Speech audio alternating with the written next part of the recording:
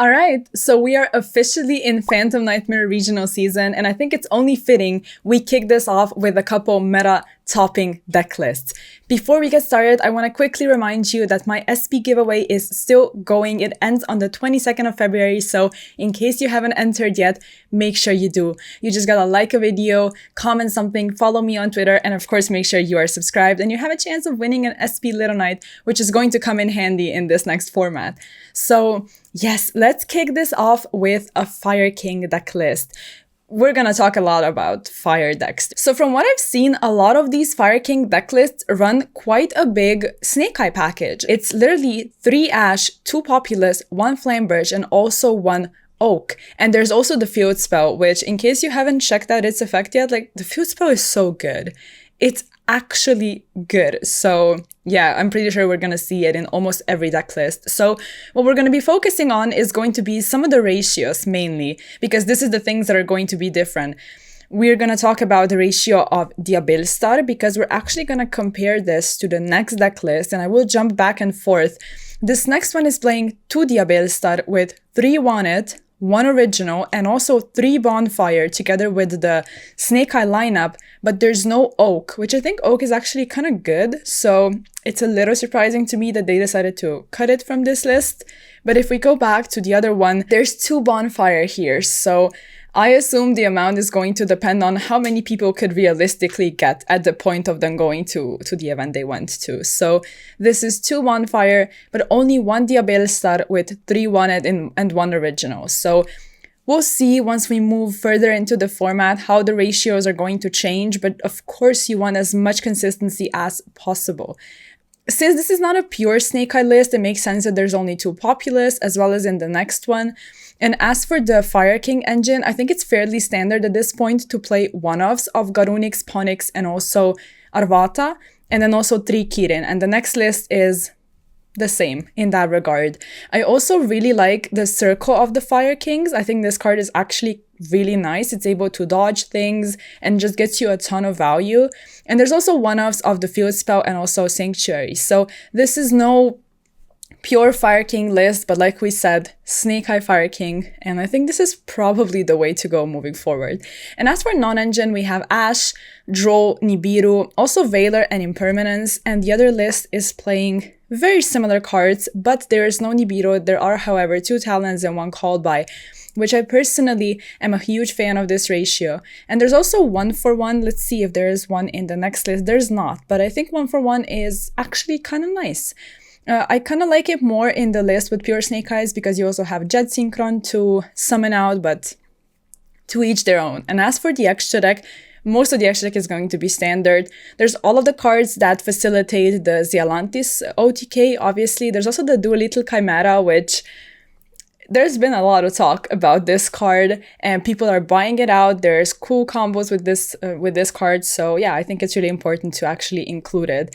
And everything else is very, very standard. In the other list, there are 2 Promethean Princes, however. So, you know, if you want to splurge and invest in more Promethean Princes, obviously you can do that. So let's move on to the next list. This is Dogmatica Mikanko. I figured I would include it because it's not fire, so you can go ahead and check that out, but I don't know that much about the synergy with this. I just figured I would put this deck list in the video and showcase it to you guys. Like, Nadir Servant is not a bad card at all, but it is a little like odd to play it right now with Ash and Bell being so prevalent in people's decks, but of course you can do whatever you want. Super Polymerization is going to be fairly busted in the next format, so it makes a lot of sense to play it in a deck where you can afford quite a bit of space in the extra deck. So this is this next list, and then we need to talk about Voiceless Voice. I have I think like 2 or 3 lists, but for the most part we're probably just gonna compare non-engine because engine is very, very similar. And I'm also gonna spoil it to you guys. There's Prosperity, I think, in every single list. And there's been a lot of talk about Prosperity versus Nadir Servant, and I'm also personally in the camp of Prosperity being the better card. As for the ratios, 3 Law, 3 Saphira, 1 Sage, 3 Diviner, 1 Hierarchia, and then 2 of the Rituals. I think this is gonna be like the standard moving forward, but you can also play the Odd Eyes Pendulum Graph Dragon if you want. So yes, as for non-engine, hand traps again, I think with this deck, what I really like is playing like going second cards like power spells, because enemy controller is really, really good. And obviously, when we look at a YGO Pro deck list, there is no side deck, so they may have sided enemy controller, which I would personally do. It's bad to pass on the opportunity of being able to tribute Diviner, in my opinion. So if you go for enemy controller, then I would just pair this with more power spells like Thrust, Super Poly, Talents, and the likes. But yeah, I assume they cited super polymerization, looking at the extra deck, obviously, and everything else is fairly standard, I think. 3 off barrier, 1 trap card, and 2 prayers, I think is the most basic ratio. This next one is also the Abilistar Fire King, so let's quickly go through this one.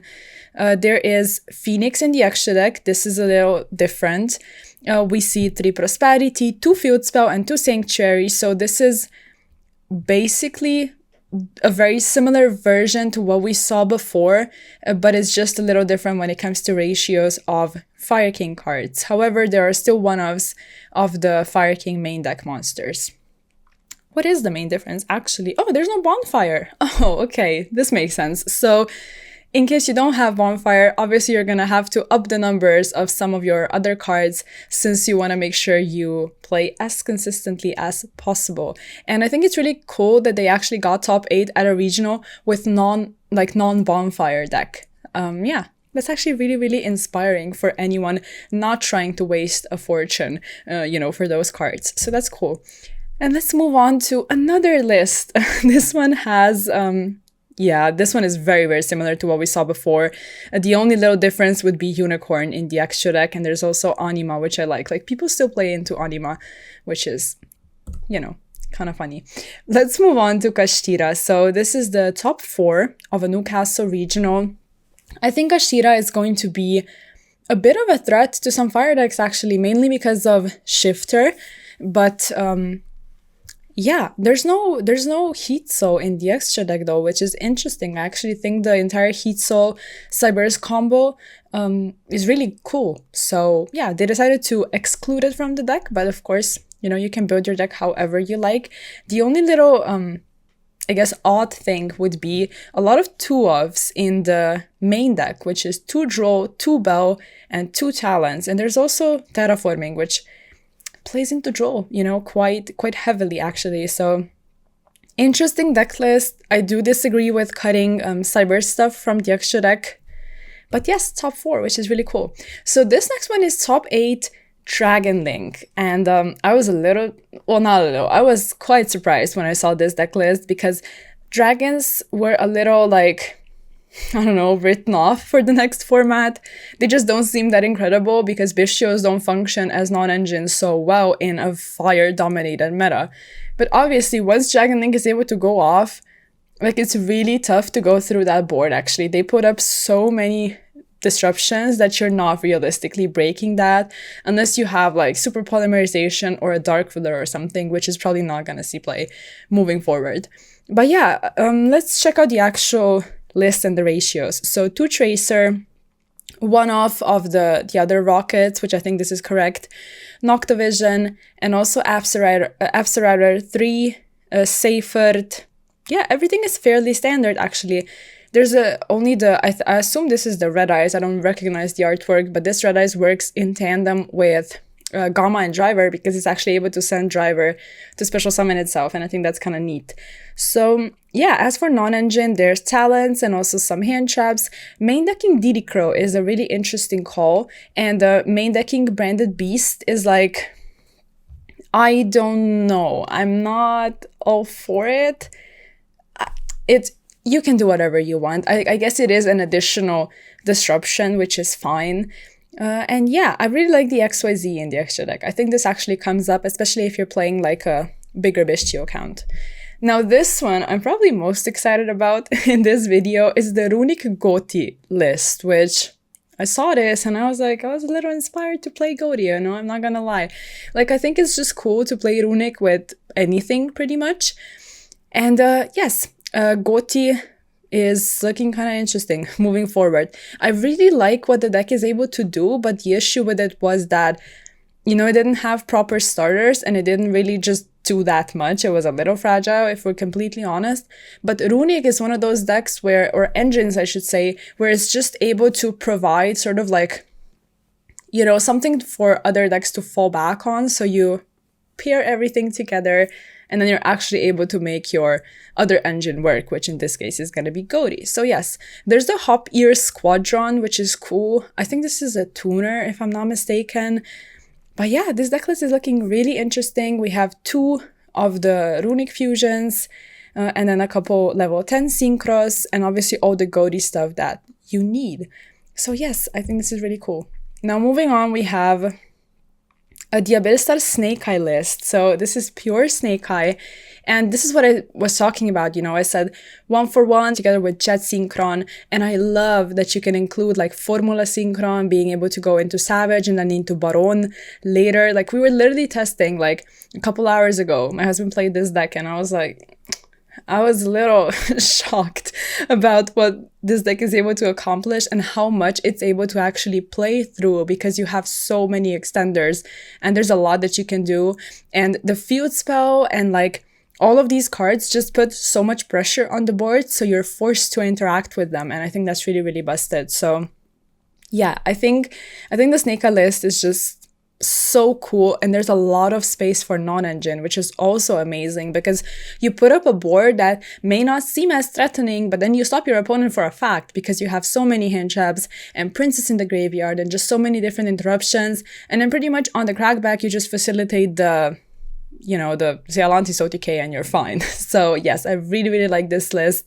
3 Bonfire, only 2 want it, and 3 Diabellstar. Like, you don't want to clog on all of the cards that pretty much achieve the same thing. So yes, I think I like this. I'm a fan of it. So now we need to talk about the other list. I have 5 more lists for you. So this first one is going to be another voiceless voice. And like we said before, the ratio of all the voiceless cards, rituals, and all of that is pretty much going to be, like, this is going to be the standard.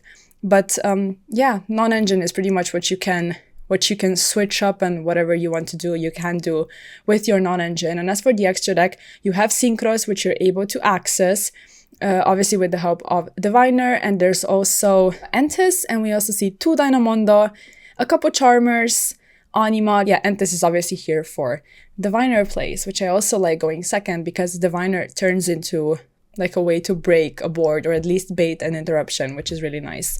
And this is another list that I wanted to showcase because it's playing super polymerization. So again, I just wanted to make a point of how you kind of have to play the basic ratios, and then you can decide for yourself what you want to do with your non-engine, depending on your personal meta and the event you go to. So 2 super poly, which is fine, and you have space to play all the targets in the extra deck as well. So yeah, there's also Pearly. I wanted to talk about it, obviously, because it's a non-fire deck, so it's cool to see it do well. Fenrir is an interesting choice of non-engine.